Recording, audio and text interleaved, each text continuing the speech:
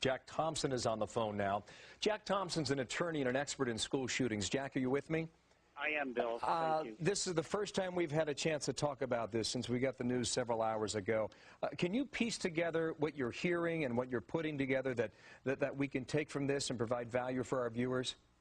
Well, one of the things authorities are going to look at is not only his computer, whoever this was, but also what else he was immersed in. What the FBI and Secret Service found after Columbine in looking at all the school shootings up to then was the common denominator being the immersion of the perpetrators in incredibly violent entertainment, most notably violent video games. To be able to pull this off with this high body count, Bill, one has to have rehearsed it in order to get ready to do it, and I think that's unfortunately what will be found to be the case. He filled his head and his heart and his soul up with violent entertainment, which helped push him over the edge and actually literally trained him to do what he did. Peggy Noonan, the great speechwriter for Ronald Reagan, wrote that with Columbine, a line was crossed. It was a point at which American parents figured out that what our children are swimming in, that we call pop culture, is actually raw sewage that is affecting their health and the safety of others. That's what she wrote.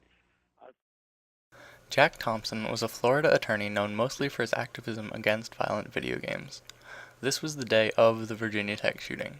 This was before even the name of the shooter was known, and Thompson is on TV asserting that he had to have played violent video games frequently, that was the only possible explanation.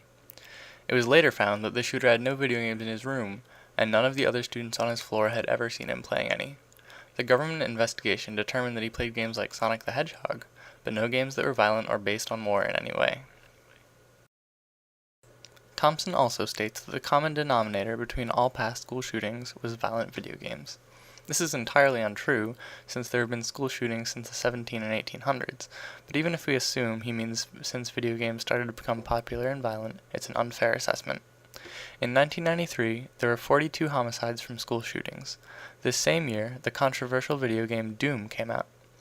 As video games became increasingly violent and realistic over the past 18 years, the number of school shootings has actually dropped dramatically, down to 5 last year, 10 in 2009, and 3 in 2008.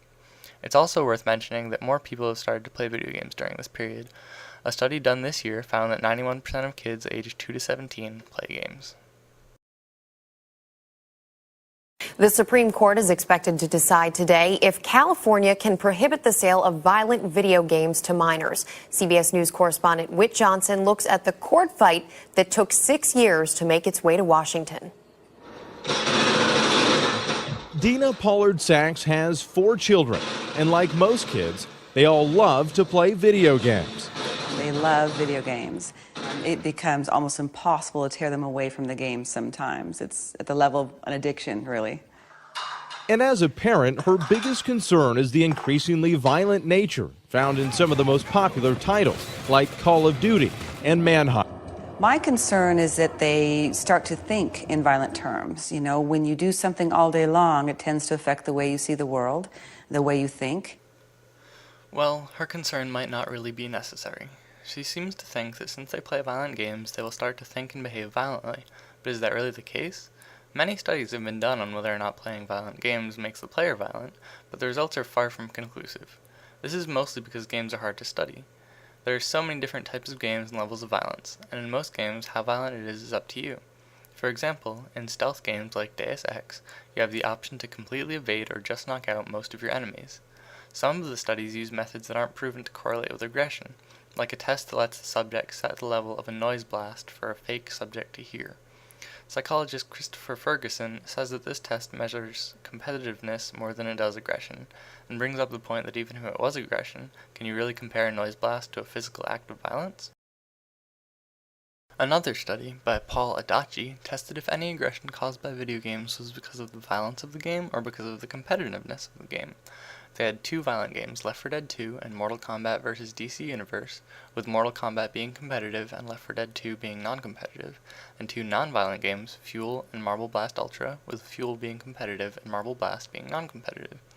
They measured aggression using a hot sauce test, in which the subject was asked to mix some hot sauce however hot they wanted for a fake subject who it was indicated disliked spicy food. The 2 competitive games made the participants more aggressive than the 2 non-competitive games. The violence had no effect. So, if the main cause of aggression is competitiveness, then anyone who wants to instead ban competitive games must also be willing to ban all sports in school. High school and college football cause thousands of injuries and even deaths every year, not to mention all the violence and destruction of property caused by rivalries. But there is none or very little public discussion about the banning of high school sports. If we view sports this way, why should video games be treated any different? I've been playing video games for over half of my life. Out of the hundreds of games I've played, many have been violent. I first started playing violent games when I was around 14. Most of my friends played them with me. None of us are at all violent, and I'm something of a pacifist. Teenagers can differentiate fantasy from reality. Of course, small children shouldn't be playing M-rated games, the same way they shouldn't be watching violent movies or listening to explicit music, and that's up to the parent to control. Any concern about teenagers becoming violent from playing video games is unfounded.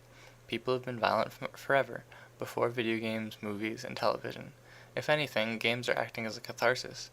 The crime rate has been decreasing since 1990, a period in which games have only been getting more violent and more realistic. So if you're worried about your children playing violent video games, maybe you don't need to be so concerned. Any teen understands the difference, and it certainly won't turn them into a sociopath. Smaller children probably shouldn't be exposed to extremely violent games, but you shouldn't have to worry about E or T-rated games. Of course, you can decide when to let them play certain types of games, but I think that most 16-year-olds can handle most M-rated games, and most 12-year-olds can handle T-rated ones.